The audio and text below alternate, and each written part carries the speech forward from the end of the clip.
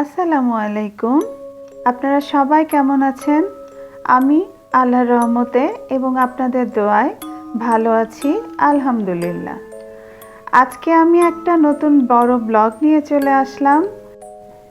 আজকে আমি আপনাদেরকে একটা গল্প শোনাবো, একটা আপুর লাইফের বাস্তব একটা ঘটনা।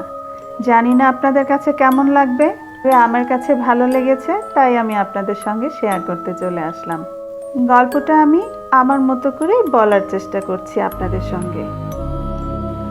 ভরা রোদ, দুপুরের ছাদে গোসল করে চুল শুকাচ্ছিলাম।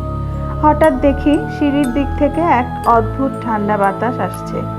অস্বস্তি লাগলো, তাই দ্রুত নিচে নেমে ঘরে চলে এলাম। এরপর থেকেই আমার শরীরে অজানা জ্বর দেখা দিল, যেরকম জ্বর আমার জীবনে আগে আর কখনো হয়নি।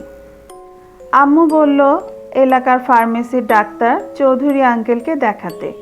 ওষুধ খাওয়ার পরও কোনো উন্নতি হলো না। উনি পরামর্শ দিলেন আজিমপুরে ঢাকা মেডিকেলের এক ডাক্তারের কাছে যেতে। আব্বু আমাকে নিয়ে আজিমপুরের এক ছোট্ট ক্লিনিকে গেলেন। সেদিন ডাক্তার দেরি করছিলেন, তাই সিরিয়াল দিয়ে আমরা অপেক্ষা করতে লাগলাম। জানেন তো, সিরিয়াল দিয়ে ডাক্তারের কাছে অনেকক্ষণ অপেক্ষা করতে হয়।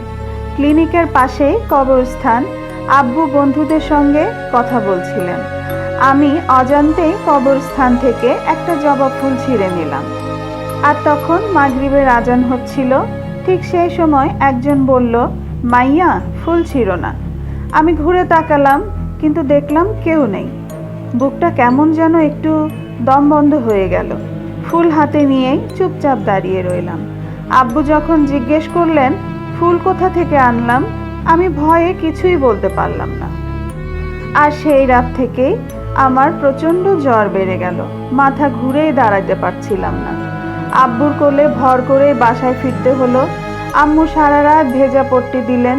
ওষুধ খেলেই জ্বর কমে, আবার বেড়ে যায়। ধীরে ধীরে মুখ বেঁকে গেল, কথা বলতেও কষ্ট হচ্ছিল। পরের দিন আব্বু ধানমন্ডির বাংলাদেশ মেডিকেলে আমাকে ভর্তি করালেন।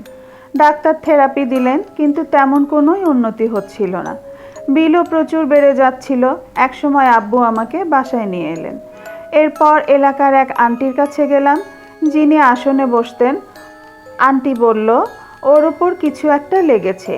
জিজ্ঞেস করার পর আমি স্বীকার করলাম, হ্যাঁ, আমি কবরস্থান থেকে ফুল ছিঁড়েছি মাগরিবের সময়। তখন ওনার জিন জানালো আমাকে সাবধানে রাখতে হবে। প্রতি সন্ধ্যায় আগরবাতি, ছাই আর কবরস্থানের মাটি দিয়ে মুখে মালিশ করতে হবে। খিচুড়ি রান্না করে সবাইকে খাওয়াইতে হবে, সাথে 6 রকম ফল আনতে হবে। আমাদের পুরো পরিবার এক অদ্ভুত ভয়ের মধ্যে পড়ে গেল। জীবনে কখনো ভাবিনি এমন ভয়ঙ্কর কিছু আমাদের সঙ্গে ঘটতে পারে। তবে এরপরে যা ঘটেছে তা আরও অনেক বেশি ভয়ঙ্কর ছিল। তাই আপনাদের যদি ভালো লাগে আমাকে কমেন্ট বক্সে জানাবেন। আমি আমার নেক্সট ব্লগে বাকিটুকু আপনাদের সঙ্গে শেয়ার করব।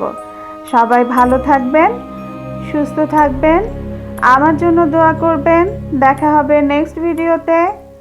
আল্লাহ হাফেজ।